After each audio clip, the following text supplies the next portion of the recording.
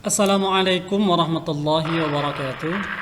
Alhamdulillah ya rabbil alamin wa bihi nasta'inu ala umuri dunya waddin wassalatu wassalamu ala sayyidina Muhammadin wa ala alihi wa sahbihi ajma'in. Amma ba'd. Anakku sekalian, hari ini kita akan membahas tentang materi yang berkaitan dengan menghidupkan hati nurani dengan berpikir kritis. Adapun kompetensi dasar yang harus dicapai, yang pertama itu adalah bagaimana kita menganalisis Quran surat Ali Imran ayat 190 sampai dengan 191 serta hadis yang terkait. Kemudian yang selanjutnya kita membaca surat Ali Imran ayat 190 sampai dengan 191.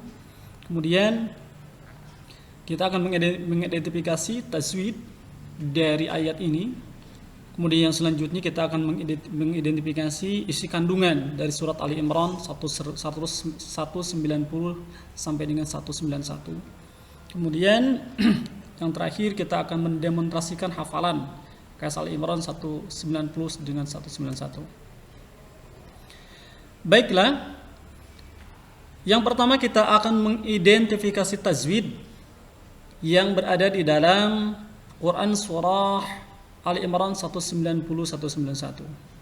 Tajwid yang ada di sini adalah yang pertama berkaitan dengan gunnah. Di sini ada hukum bacaan inna. Huruf gunnah itu ada dua, yaitu ada nun yang disiddah dengan mim yang disiddah. Kemudian yang selanjutnya adalah mad-tabi'i. Mad-tabi'i ya, hurufnya ada tiga, ada alif, ada iya, ada waw, dan semuanya dimatikan. Nah, cara membacanya itu adalah dua harakat. Di sini contohnya adalah wan nahari. Ini ha merupakan contoh matobi'i. Kemudian alladzina ini contoh iya. Junubihim ini contoh waw. Kemudian yang selanjutnya adalah qalqalah. Di dalam ayat ini ada yang disebut dengan qalqalah. Albab ini bunyinya. Jadi qalqalah itu artinya memantul. Nah, hurufnya ada 5. Qaf, ta, ba, jim, dal. Nah, di sini merupakan huruf qalqalah adalah huruf ba. Kemudian yang selanjutnya di sini ada yang disebut dengan huruf idgham. Idgham itu artinya memasukkan satu huruf kepada huruf yang lain. Hukumnya di sini ya, apabila ada tanwin ataupun nun mati ya berhadapan dengan huruf idgham, maka hurufnya harus dimasukkan. Bagaimana cara membacanya? Contoh di sini ada huruf qiyaman wa qu'uda. Mau merupakan huruf idgham atau hukum baca idgham. Kemudian yang selanjutnya hukum bacaannya adalah berkaitan dengan hukum bacaan ikhfa. Di sini ikhfa itu artinya dengung. Apabila nun mati atau tanwin menghadapi huruf hijaiyah yang jumlahnya ada 15, maka dibacanya adalah dengung atau ikhfa. Di sini termasuk ikhfa adalah sin. Nah, bahkan dibacanya di sini contohnya adalah batilan. Nah, ini contoh ikhfa nih. Batilan subhanaka. Kemudian yang selanjutnya adalah alif lam syamsiyah. Nah, hukum alif lam syamsiyah itu di sini hukum bacanya fil khalqis samawati. Ini hukum bacanya khalqis. Nah, ya. Alif lamnya tidak dibaca.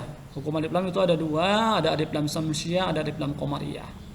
Kemudian yang selanjutnya adalah alif lam qamariyah wal ard. Nah, ini contohnya nih. Wal ard, lamnya dibaca. Jadi jelas kalau syamsiyah alif lamnya tidak dibaca, al qamariyah alif lamnya dibaca. Kemudian yang terakhir adalah izhar syafawi.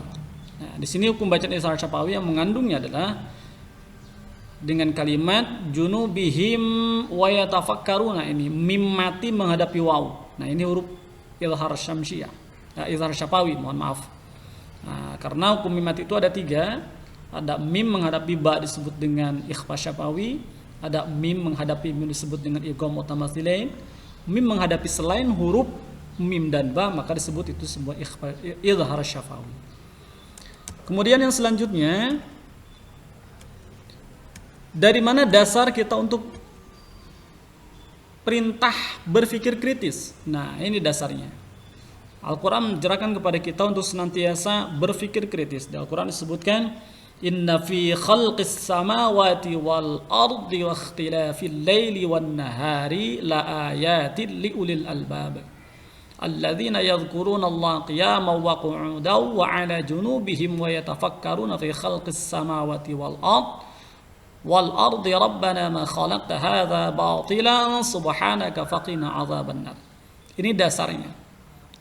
Jadi ketika Allah menciptakan langit dan bumi, kemudian perbedaan siang dan malam, maka itu merupakan salah satu atau tanda-tanda bagi orang yang berakal.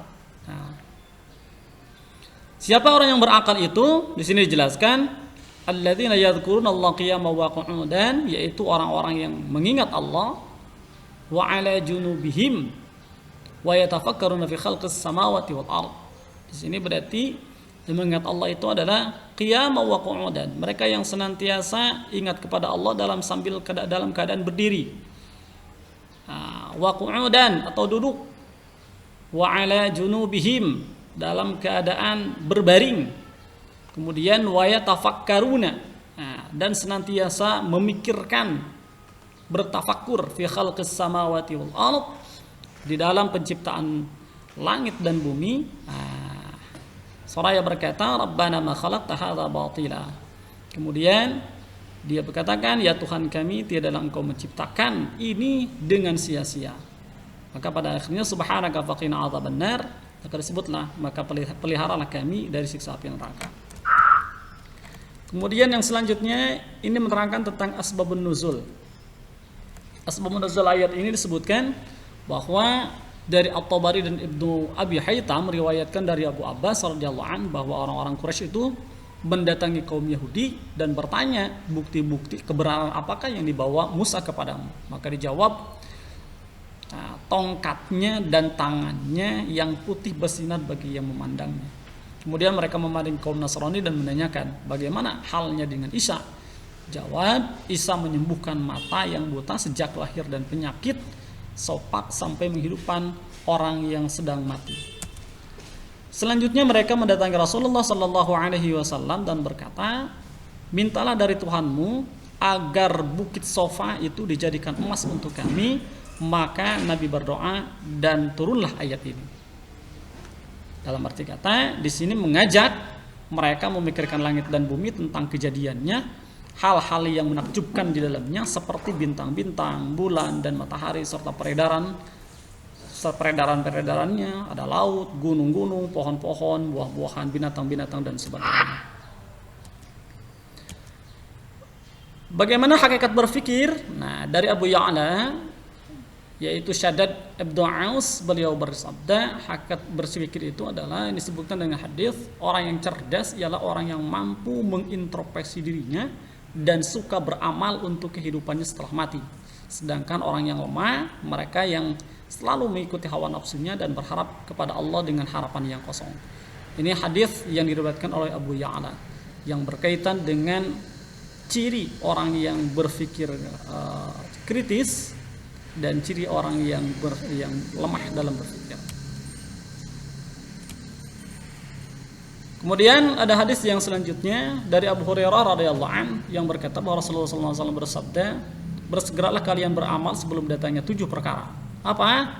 Yang pertama adalah apa yang kalian tunggu selain kemiskinan. Kemudian yang selanjutnya kekayaan yang menyombongkan, sakit yang merusak tubuh, atau tua yang melemahkan, atau kematian yang cepat, atau dajjal, maka ia adalah seburuk-buruknya makhluk dinantikan atau kiamat. Padahal hari kiamat itu adalah saat yang terbesar bencananya serta yang terpahit deritanya. Hadis ini diriwayatkan oleh At-Tirmidzi dan beliau berkata hadis hasan. Kemudian apa manfaat berpikir kritis? Yang manfaatnya yang pertama adalah dapat menangkap makna dan hikmah di balik semua ciptaan Allah Subhanahu wa taala.